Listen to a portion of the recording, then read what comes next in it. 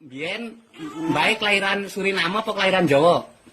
Nek aku kelahiran Suriname. Kelahiran Suriname. Nek ibuku kelahiran Jawa. Iya. Ibune kelahiran Jawa, ngene wis gedene sepira ibune?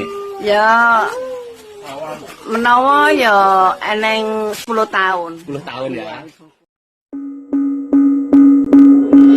Salam Rahayu, video kali ini saya akan membahas suku Jawa di negara Suriname. Sebelum lanjut ke video jangan lupa untuk subscribe dulu ya. Suriname dan Jawa memiliki sejarah yang erat. Negara yang bernama Republik Suriname ini memiliki penduduk beretnis Jawa mencapai 15% dari total penduduk. Suriname merupakan negara di kawasan Amerika Selatan yang beribu kota di Paramaribo. Negara yang memiliki bahasa nasional Belanda ini merayakan hari kemerdekaannya setiap tanggal 25 November. Sejarah Suriname dirangkum dari laman resmi Kementerian Luar Negeri RI.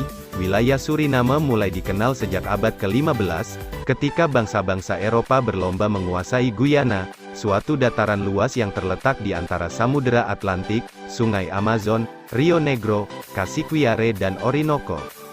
Dataran tersebut awalnya oleh para ahli kartografi diberi nama Guyana Caribania. Guyana berarti dataran luas yang dialiri banyak sungai, dan Caribania dari kata Carib nama penduduk asli yang pertama kali mendiami dataran tersebut.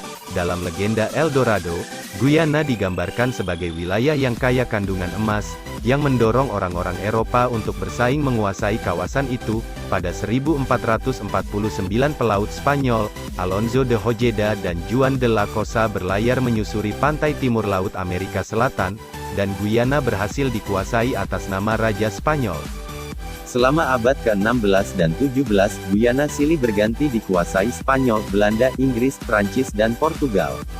Akibatnya, wilayah Guyana terbagi menjadi 5 bagian, yaitu Guyana Espanola, bagian dari Venezuela sekarang, Inglesa, Guyana sekarang, Hollandesa, Suriname, Francesa Cayenne, dan Portuguesa, bagian dari wilayah Brazil.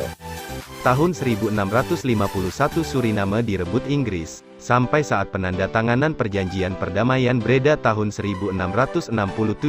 Dalam perjanjian tersebut, Inggris menyerahkan kembali Suriname, ditukar dengan wilayah kekuasaan Belanda di New Amsterdam, Amerika Utara, sekarang disebut Manhattan, New York, AS. Pada tanggal 15 Desember tahun 1954, pemerintah Belanda dan beberapa wakil dari Suriname menandatangani Memorandum Rencana Pengakhiran Penjajahan. Lalu, pada konferensi meja bundar tahun 1961, para wakil Suriname yang dipimpin Johan Adolf Pengel menuntut dibentuknya pemerintahan sendiri. Tuntutan itu semakin kuat dengan berdirinya beberapa partai politik, Parpol. Pada tahun 1970 diselenggarakan konferensi di Belanda untuk membicarakan persiapan pelepasan Suriname, dan menyusun kabinet yang terdiri dari wakil-wakil Parpol. Tanggal 25 November tahun 1975 Suriname menjadi negara merdeka. Walaupun demikian, perekonomiannya tetap sangat bergantung pada bantuan pembangunan Belanda. Pada saat diduduki Belanda, perekonomian Suriname tidak menentu karena dihapuskannya perbudakan pada tanggal 1 Juli tahun 1863. Padahal perkebunan masih sangat memerlukan tenaga buruh. Karena itu, pada tahun 1870 pemerintah Belanda menandatangani perjanjian dengan Inggris guna mendatangkan imigran buruh kontrak ke Suriname. Perjanjian tersebut diimplementasikan mulai tahun 1873 sampai 1914, dengan mendatangkan buruh kontrak imigran Hindustan pertama dari India.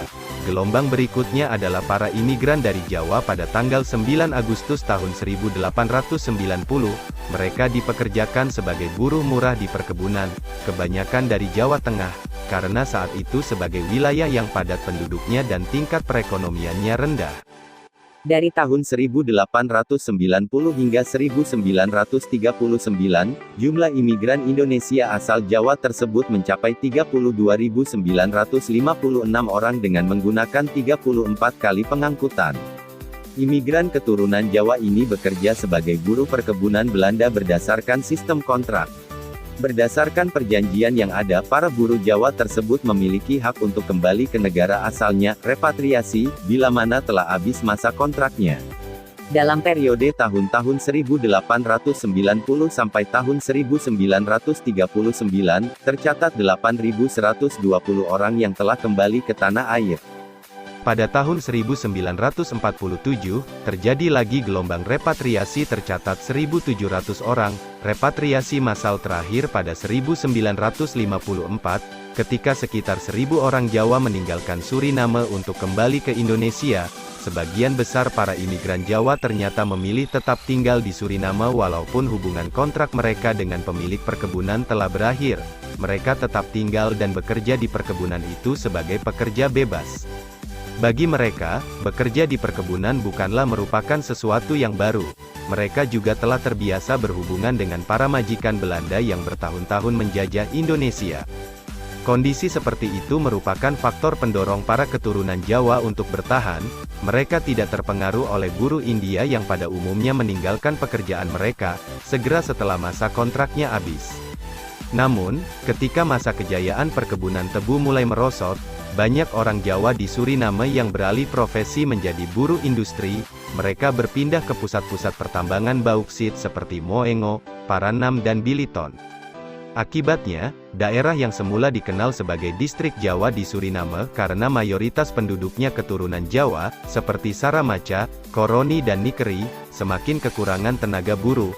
Seiring berjalannya waktu, orang Jawa yang bertahan di Suriname bukan hanya jadi buruh melainkan juga jadi politisi bahkan menteri. Menjelang proklamasi kemerdekaan Suriname pada tahun 1975, banyak orang Jawa ikut ambil bagian dalam migrasi massal ke Belanda. Sekitar 15.000 orang Suriname pindah ke Belanda karena khawatir terhadap kemungkinan dominasi dan penindasan politis oleh golongan Kreol, Afro-Suriname. Demikian sejarah singkat suku Jawa dan negara Suriname, semoga dapat menambah pengetahuan.